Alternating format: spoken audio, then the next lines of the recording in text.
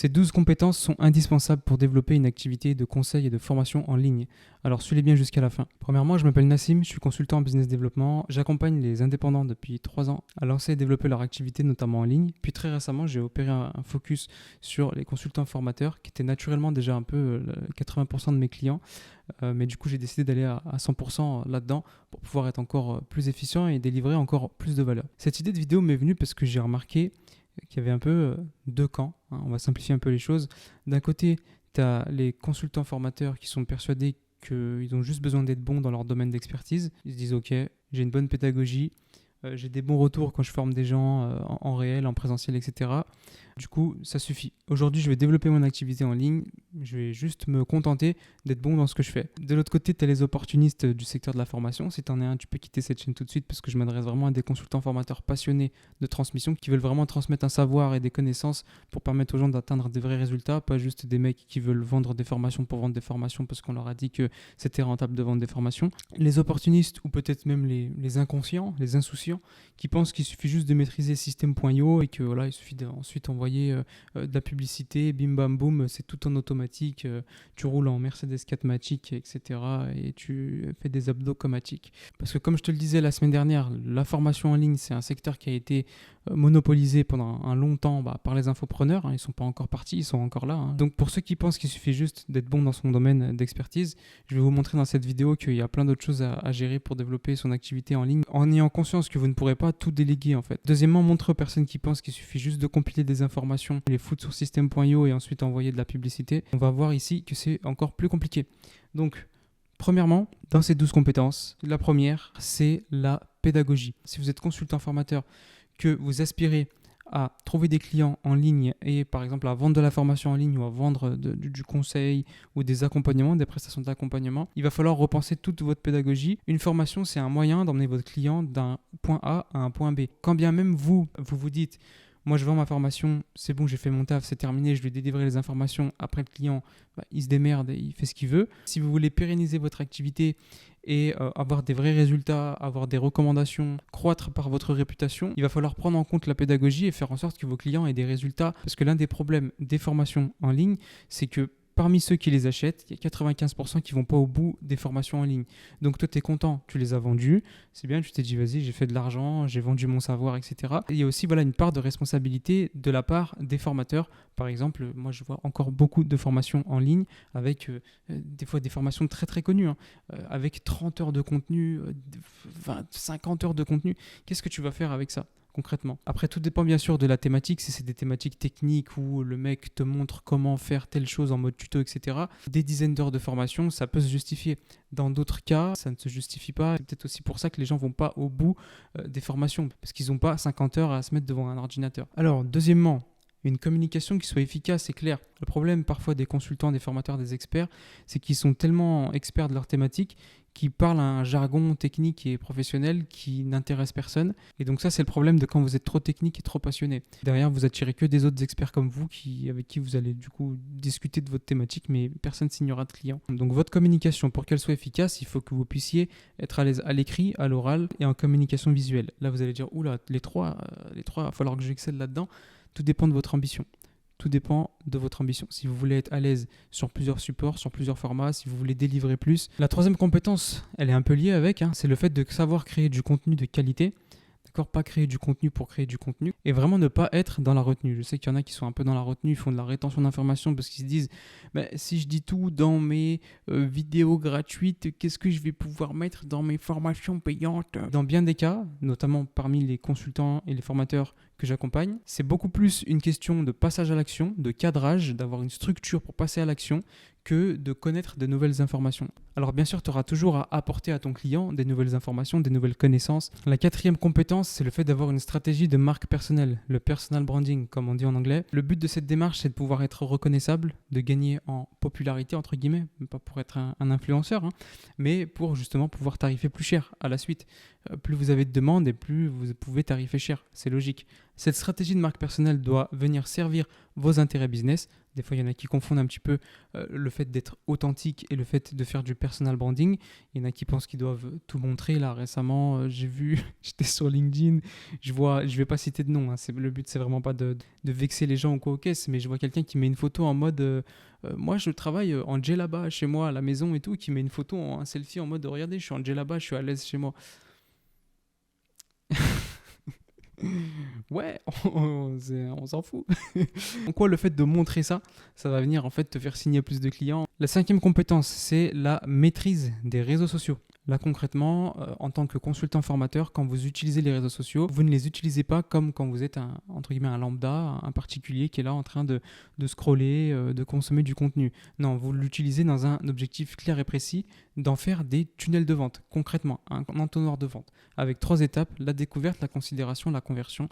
Faire en sorte de faire grandir votre communauté, d'interagir avec elle, de booker des rendez-vous et de signer des contrats. La 6e compétence, elle est liée avec la maîtrise des réseaux sociaux, qui est justement la gestion de communauté, le fait d'être bon dans l'interaction, le fait de répondre aux questions de votre communauté. Moi, ça me fait assez rire des fois. Moi, tu sais, je suis un petit peu Moi, je clique sur toutes les publicités, j'adore regarder un peu comment sont construits les tunnels, voir quelles sont les propositions de valeur secrètes de tous les mecs qui dépensent des milliers d'euros en publicité, etc. Je tombe beaucoup sur des pubs en ce moment où les mecs te disent ouais, the next big move, c'est d'être à fond dans la gestion de sa communauté, de faire du full organique. Voilà, parce qu'aujourd'hui, les gens, ils ont besoin de proximité, ils ont besoin d'avoir un contact privilégié avec l'expert pour ensuite signer avec lui.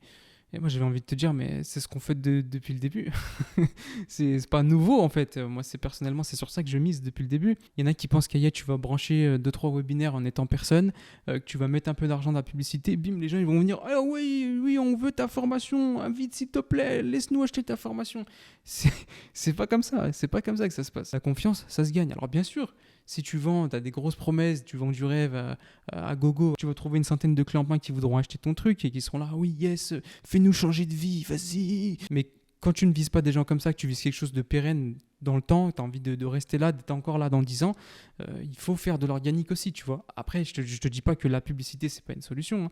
Tu peux en rajouter, mais tu peux déjà avoir de très bons résultats en organique. Bref, gestion de communauté, proximité et surtout une réelle envie d'aider les gens. Parce que si ça te fait chier de répondre aux messages, ça te fait chier de répondre aux commentaires, d'interagir avec les gens, etc., pourquoi t'es là, j'ai envie de dire.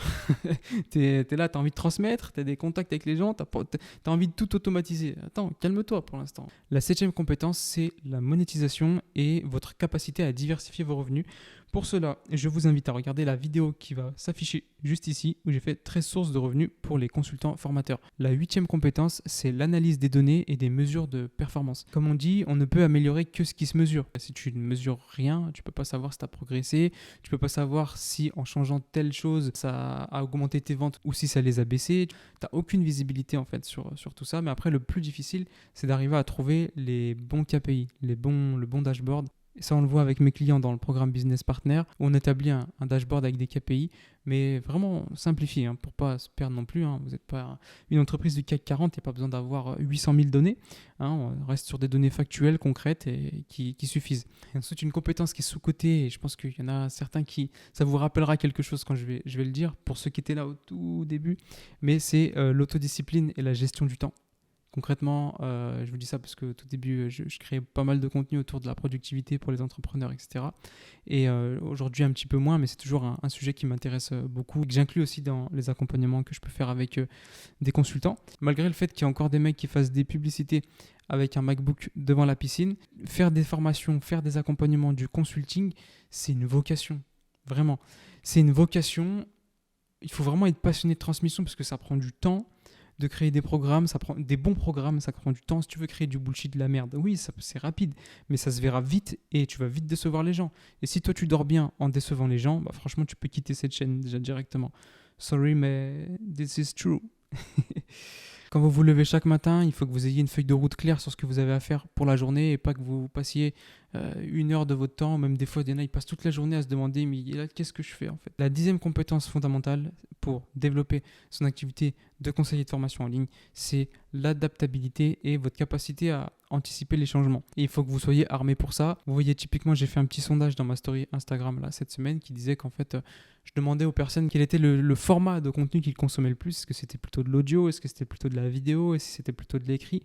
Et celui qui est ressorti vainqueur sans aucun doute, en vrai, c'est la vidéo. Si vous êtes fermé à l'idée de faire des vidéos, peut-être que vous vous fermez aussi des possibilités. Je ne dis pas que c'est impossible de le faire sans faire de vidéo. Vous pouvez très bien développer des très bons skills à l'écrit ou des très bons skills sur un podcast, etc. Sachant que là, je suis encore aussi en train de tourner un podcast alors que je tourne une vidéo. Donc, si tu tournes la vidéo, en fait, tu débloques tout, en fait. Ça, c'est mon petit tips. Mais bon, je ne veux pas te forcer à faire des vidéos, mais si tu te focalises sur la vidéo, tu peux réutiliser l'audio pour faire des MP3 pour les podcasts et puis tu peux réutiliser le contenu de ta vidéo pour faire des micro-contenus ailleurs. Bref. La 11e compétence, c'est la vente. Ça arrive très tardivement. La vente, je l'aurais presque mis en première position, sachant que là, bon, c'est pas un classement que je t'ai fait, mais c'est plus une liste. Mais la vente, concrètement, c'est l'arme ultime. Si tu as un savoir, une compétence, que tu peux former des gens, mais tu n'arrives pas à leur retransmettre pourquoi c'est intéressant pour eux de se former à cette thématique, si tu n'arrives pas à générer de l'envie pour ton produit, tu feras des pages de vente fade, tu auras un discours fade, il n'y a que toi qui seras passionné quand tu parleras de ton domaine. Et c'est ça le problème. Il y a beaucoup de consultants formateurs qui sont très très bons dans leur domaine d'expertise, mais qui ont vraiment des difficultés en vente. Et la vente, bien heureusement, ça s'apprend, notamment dans le programme Business Partner. Et la dernière compétence fondamentale qui est la résilience et la persévérance. Aujourd'hui, on est habitué à percer du jour au lendemain, faire un TikTok et c'est bon, on est connu, on a 100 000 abonnés, etc. Il va falloir en fait se réhabituer à la patience, bien sûr chercher des raccourcis quand il y en a. Des fois, il n'y en a pas, mais vraiment, le meilleur raccourci, des fois, c'est d'arrêter d'en chercher et de se mettre au travail concrètement. J'ai vu un mème l'autre jour qui m'a fait rire. C'est un mec qui est en train de lire un livre et en fait, le livre, c'est How to be rich. Et en fait, le mec, il ouvre le livre et puis dedans, il y a marqué work. Voilà, travail. Donc, il n'y a pas de recette miracle, il n'y a pas de ci, de ça. Les recettes miracles, les sauces secrètes, etc., c'est un ingrédient marketing pour attirer ton attention. Mais tous les gens qui vendent ces sauces secrètes, ils travaillent plus que la moyenne, en fait. Donc ça, il faut que tu te le mettes bien dans la tête. Bref, résilience et persévérance.